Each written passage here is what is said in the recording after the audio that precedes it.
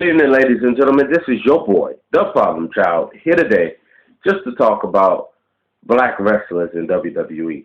Now, I'm not going to go as far as to say, oh, why is it the black man that's on top, or why is it this or that, this or that. Okay? But I am going to go this way. You had, why is it always these stereotypical gimmicks with black people that enter? I'll give you an example. R-Truth. Why is R-Truth got to be the gangster rapper that dances like he's on breaking, like he's juking and driving for your boss? I sure do that for your boss. Yeah, old Vince, Master Vince. He don't like when I don't joke for him. I just make sure I dance and calls out those people names because that's what Master Vince like. Master Vince loves me to dance. So I'm going to dance for Master Vince.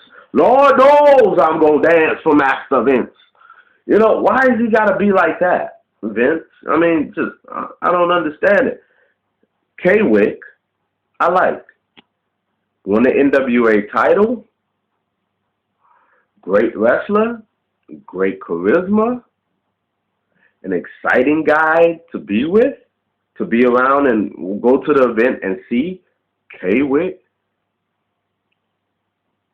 do his thing. Especially when he was tag teaming in TNA. It was a great thing to do. Exciting. But R-Truth is a terrible gimmick, a stereotypical gimmick. And when they had him as that gimmick Pretty Ricky, I just thought, oh my God, the nigga has flown the coop. What are you doing? It wasn't funny. It didn't make me laugh. It didn't make me feel happy to look at that. I felt disgust. Now let's talk about another one, Slick, who wasn't really a wrestler. I think he was the manager, just manager. I don't ever remember seeing him wrestle or seeing any tapes wrestle. But what I don't understand about Slick is he had this one, and I will never forget it, was when he was talking, and they had him eat a bucket of chicken, talking his jive talk in front of the camera. And then say, y'all won't even let me eat my yard bird. Are you fucking kidding me? What in the hell, Vince McMahon? What are you thinking, man? Another thing, why in the hell would Roddy Piper dress up half black, half white because another guy keeps talking about his blackness? Why? Why would you let Piper do that? Why would you even bring Piper back to be in a storyline like that? It was dumb. It was a dumb thing. I understand Piper's not racist, and, shout out to Piper. Piper's one of my favorite wrestlers of all time. As a heel, I love him. And I love his mic skill. I love everything about Piper, no homo. But I'm just trying to understand why. What is going on? Nation of Domination. Okay, I understand it was a spoof of the Farrakhan and stuff like that. But it got to a point where it was just like, are you kidding me, man?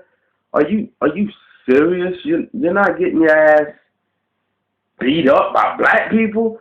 You know what I'm saying? What the fuck are you doing, man? You know? Then you had DX, which I'm really not. You had him in blackface. There's no beating around the bush. You had him in blackface. But you call it what you want, but you had him in blackface. You could have just put white lipstick on him and told him to go out there and put on gloves and do a dance and just do suck it and stuff like that. But you basically had DX in blackface, and that's just, it is what it is. Another thing. So let's move up a little bit. Kofi Kingston. He's not even Jamaican. Why does he have to put on a phony baloney Jamaican accent? I'm just saying. Well, he doesn't need that. You want a Jamaican that can wrestle and you want to push a Jamaican? Go get a Jamaican. Go get a Jamaican wrestler. I'm sure there's plenty of wrestlers out there that has Jamaican heritage or that has either Jamaican heritage or they're Jamaican. I'm not saying anything, but how about actually going to Jamaica and find out? How about going to where Jamaicans are populated in the United States? Even in England, there's a lot of Jamaicans over there. Go to England. Go to Germany. Go to Ethiopia. I don't know. Just go find a real fucking Jamaican and have him talk in his real voice. And let him show his pride of Jamaica. It's not really hard, is it? No, it's not. It's just not. So, don't understand that. Let's see. If anybody else knows any black gimmicks that they just was like, what the fuck, or black wrestlers that they know, just please. But I'm just going with the flow with this and people that I can really think of. All right, you had Mark Henry, Rodney Mack, and Mark Henry, Rodney Mack, and then you had Jacqueline. Okay, then you had Theodore Long also. So Theodore Long got to go out there every time. You know, why you got to do that? You got Rodney Mack and stuff. You had them as these kind of thugs, like, I don't know what the fuck. But they wasn't going nowhere. They didn't really go nowhere. They didn't do nothing. Mark Henry, people say Kane deserved the title. But doesn't if that's the case, Mark Henry deserves the title, right? I'm just saying, you know what I'm saying? You want to be honest. It's a double standard. So Kane, slow, lazy, move around like a big dumb gorilla. Well, you got him moving around like a big dumb bear in the middle of the fucking ring and doing slow moves that if he raised up his foot, why would I run into the foot? Why would I not just go slide under and just fucking suplex his ass? Why do I run into slow attacks? I don't understand that either. But you got that big, dumb, slow motherfucker. And then you got Mark Henry. You got Mark Henry, who's basically a big, dumb, slow, smiling, Green Mile-looking gorilla motherfucker on there. And they're both the same thing, basically. And he actually wins the title, and Mark Henry can't get a title shot? Another thing. Here we go. MVP. Why isn't MVP upper mid-card? Why isn't he trying to get title shots? Why is he jobbing? What happened? Just because he smoked a little weed? So now you're punishing him because he smoked a little weed?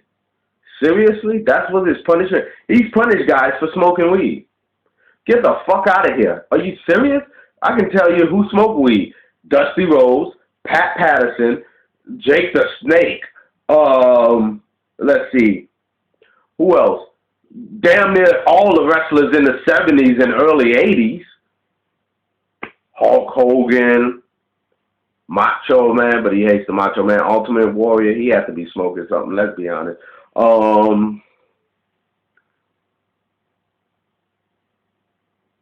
So all those guys that I just named, they're allowed to come back and forth in the company. They're allowed to reach top, and headline, almost be a headlining event at WrestleMania. Jake the Snake's never won the title, but yet he was a big part of WrestleMania.